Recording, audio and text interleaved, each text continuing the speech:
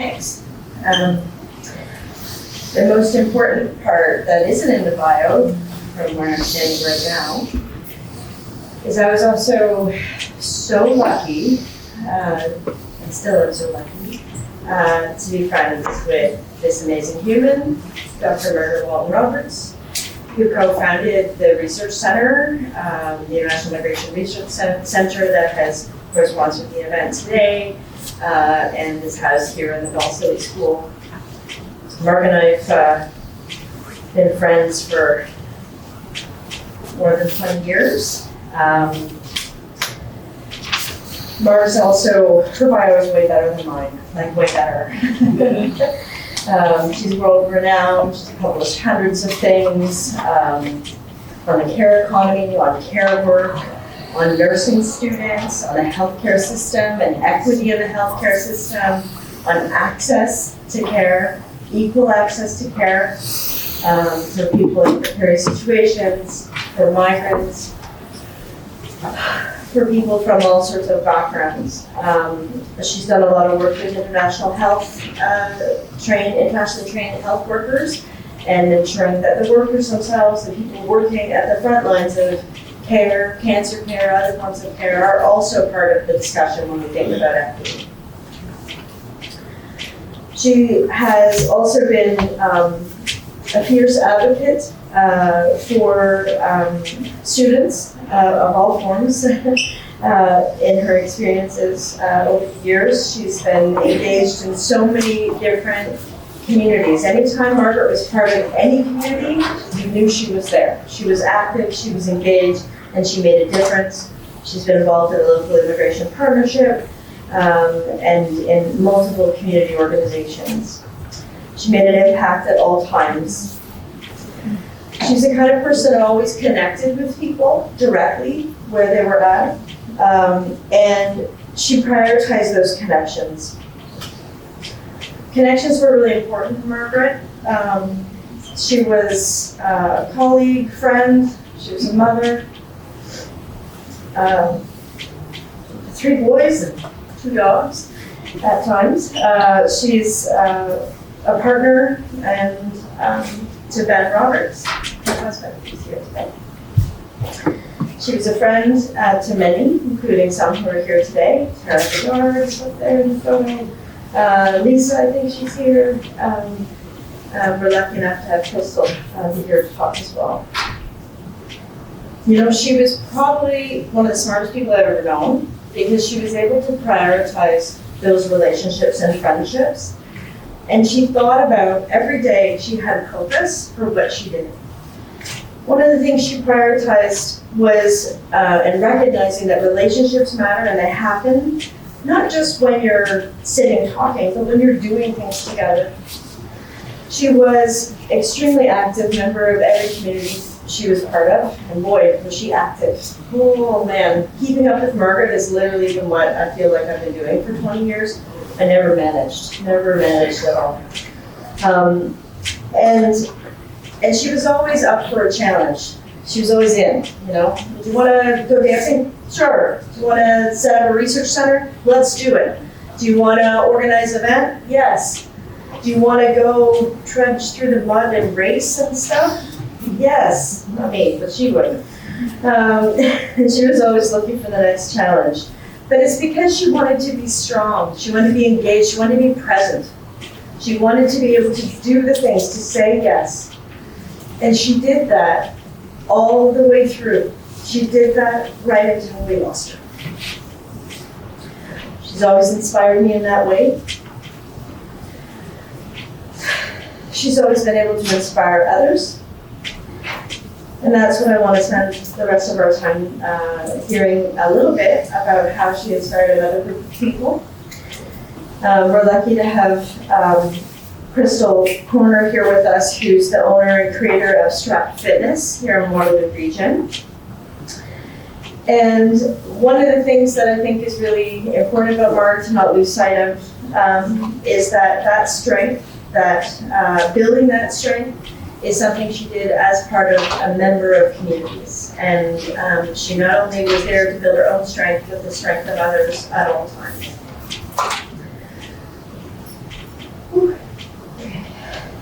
So I'm going to turn it over to Crystal in a second. I want to turn your attention though quickly, just before I do, to a scholarship foundation that we have set up here at Laurier. Just to get you aware of it, we have successfully raised $5,200 for a scholarship towards students, emphasizing students that are engaged in the community. And I just want to flag that for people, and we'll be sharing it afterwards so you can know about it and tell students to come and apply for it. So there you go. All right. So I'd really like to welcome Crystal to come on up here and talk with us a little bit about her experiences with Margaret. Thanks for coming. Thank you all for having me today. As Jenna mentioned, I'm in Strat Fitness, which originally was downtown Kitchener, and now we have moved into Waterloo. And Margaret first came into my life. We were students of yoga at a yoga studio in Midtown, and we took the same classes, and I worked at the studio, and we, at that point, had really only met casually. And it wasn't until January of 2021, I created an online strength training program to support people through the pandemic. And you can go ahead up and throw that up there. You will see. Margaret was one of the very first students to sign up for this program that we offered virtually.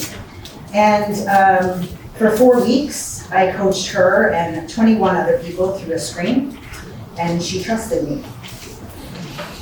What I didn't know then was that this new way of training would eventually become a space that Margaret would rely on to build strength through one of the hardest battles of her life.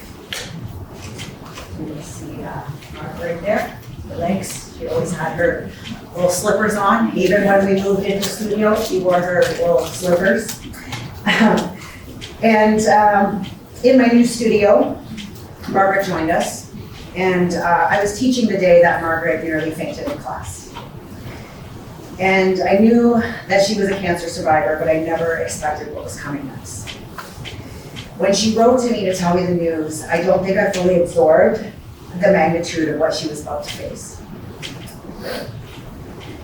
In those early days, I would visit her at home when I could, and I'd sit with her, and I would tell her all about what was happening at Strat, what the community was up to, and I was just trying to bring a little bit of normal into a very not normal time.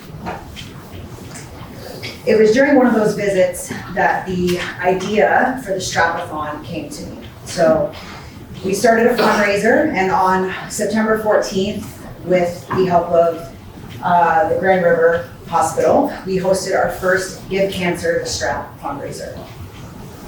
This was held in Margaret's honor, and what I will never forget is that Margaret didn't just show up, she participated. After almost a year away to receive treatment, she completed almost the entire marathon of classes. That was the day that Margaret came home to Strat.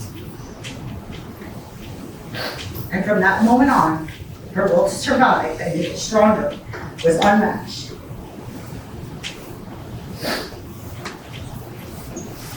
You're going to see here's the teaching team with Margaret the day of the Stratathon. And so, yeah. Here's Margaret with our original students that are about to be that just turned 5 years. So 5 years of commitment to their fitness through our brand. And you're going to get to see Margaret here. Some of these pictures go along. You'll get to see her participating in our Stratathon. And as I said, she came, she participated. You can see her here. So this was her first day back after initially starting her treatment, and she's loving it. Here she is participating in her first crawling class. So this was her first experience in our safari class, and she's doing fantastic. And as Jenna said, she didn't just half-heartedly do anything. She wholeheartedly did everything. So here she is participating with her people. And we raised over $10,000 at that first Give Cancer the Strap fundraiser. So Margaret came back to classes after the Strapathon, and she showed up in grippy socks and gardening gloves and doing whatever she needed to do to manage the pain from the neuropathy. And honestly, this was the only sign that she was fighting anything at all. Because otherwise, she looked just like every other student. Strong, capable, and ready to work. Margaret showed up, not once, not for a week, but she showed up 97 times. 97 times she planked, 97 times she squatted, 97 times she crawled. But most importantly, 97 times she laughed. She took direction, she was coachable, and she proved that you can build muscle and get stronger even when the odds are against you. Margaret made a decision to build the strongest body she could and to stand against something incredibly ferocious. And that level of commitment is extraordinary. Because the truth is, every single day people have the option to choose the easier path, to remain weak, to give in to injuries and blame age. The excuses are always there, and Margaret left us with none. She became the example, not just in how she trained, but in how she lived. And because of her, we were able to support 2 more women through their cancer journeys. I never actually thought Margaret would die. It didn't feel possible, and then she did. But the fire in her never left our space, and we carried on with our second Strapathon, this time in her memory. And we didn't just meet our goal, we smashed it, raising over $17,000. One woman alone, who had lost both her parents to cancer, Alexis Clement, raised over $10,000 by herself. And in a moment that felt a little too meaningful to be coincidence, we found out her and Marg share the same birthday. And she took her first strap class the day before Margaret passed away. Margaret's impact is still unfolding. We created a scholarship in her name, Move with Margaret, a free membership for anyone facing a life-altering illness and financial hardship, who needs a safe, clean, supportive place to build strength while facing the unthinkable.